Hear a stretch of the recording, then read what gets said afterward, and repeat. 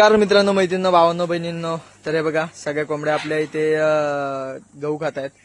कोंबड्या, बदक वगैरे सगळेच आहेत. तर ते बघा, त्यांची मारामारी होती. तर आज काय केले, तर आज आपण हे ससे जे आहेत ते कुठे शिफ्ट केलेत ते सांगतो तुम्हाला. तर हे बघा, तिकडून त्या साईडने दाखवतो तुम्हाला. तर आपला जो हा ससा आहे मेल, जो नवीन आणलेला, त्याला आहे ना, हे बघा इथे परत त्याच्या नाकाला वगैरे मारले. दुसरा मेल जो होता ना आपला, त्याने मारले याला. तर त्याच्यामुळं मग आपण याला ठेवले यात सध्यापुरती. कारण कसं आहे, तो रिकवर होईपर्यंत, चांगला होईपर्यंत मस्त, म्हणजे आता पण तो खेळतोय वगैरे, सगळं रिकवर आहे. पण थोडा त्याला लागले नाकाला, तो रिकवर होईपर्यंत आपण त्याला इथेच ठेवणार आहे. आणि आताच पाला आणलाय बाजारातून.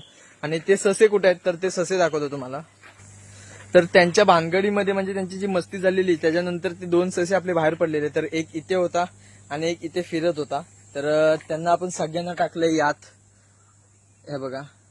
तर तिकडे 1 2 3 4 5 आणि हा इथे खाणं खातोय, म्हणजे आपलं पाला खातोय.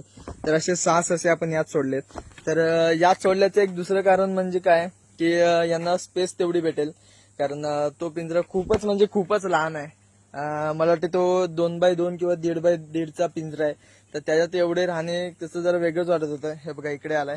तर आता त्यांना मोठी स्पेस भेटली, त्याच्यामुळे चांगले राहत आहेत. आणि अजून एक मला कमेंट आलेली की या ज्या कडकनाथ आहेत, तर या कडकनाथ स्कॅम वगैरे आहे. तर काहीतरी ते दुसरं बोलले, आणि ते मी कमेंट इथे दाखवते.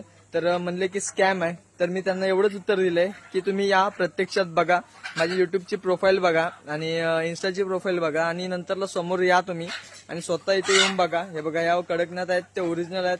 आपण जे आहे तेच देतोय, कुणाला लुबाडून किंवा फसवून तर देत नाहीये. आणि आपण असं तर नाही की कुणाला डायरेक्ट देणार. समोर या, बघा आणि नंतर घ्या. तर ठीक आहे, आजची अपडेट एवढीच होती.